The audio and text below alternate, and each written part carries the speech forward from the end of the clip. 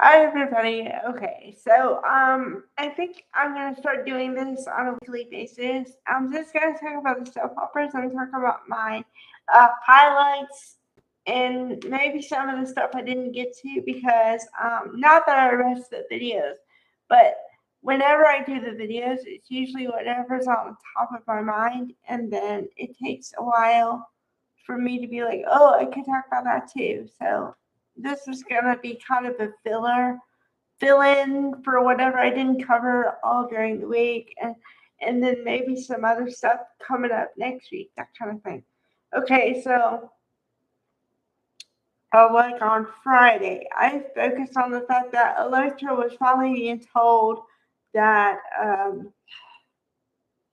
Ashley Brewer had kept Ivy had kept her letter, right? And I was disappointed because the reaction was a bit lackluster. I remember I said that. Okay, what I didn't talk about a lot was the fact that uh, Daphne did a good thing here, and she didn't tell anything that wasn't true. Yes, she was involved in somebody else's life and stuff, but it wasn't like she was spreading lies. So I don't mind that.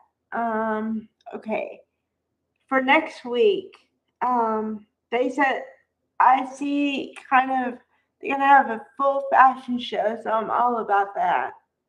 Which it's for Logan, which odds are we're gonna see Heather Tom. Woo! Heather Tom is my girl. Okay, she will always be my girl. I will always support her no matter what. But also the girl who's on the phone. Okay, it's a guy's voice, but it's synthesized, so you don't know who it is. And like I said, that's the mystery element. Now, I thought it was Dylan, but I'm not sure because it doesn't look like Dylan. Although they could have done something else with their hair, so I don't know. But yeah, somebody is trying to come after somebody else. And it seems to be a guy coming after a girl. Now, why, what for, I don't know. I don't know any particulars, but that's going to be part of the story. And then also some more about Electra and Ivy. Apparently, it's going to get deeper than I thought. So I'm going to try to hold judgment a little bit and say, okay, what happens next week? And then I'll see what my full opinion is. Because right now I'm still at like lackluster. But it might change if they give if I but I've been saying this. I've now okay. What frustrates me is I try to not sound like a broken record. Okay. But Electra, they need to give Electra some oomph. I don't know what to tell them about that girl anymore. Because whenever she complains about them, she sounds like she's whining. It's not attractive. You need to go in there and say, "Don't do that to me," with some huh. I don't know. Dylan has more oomph than she does. Cause Dylan will tell you the business in like 5 minutes flat. Cause she did it when she said, "Well, excuse me, but you don't know anything about my life. You don't know what I've been through.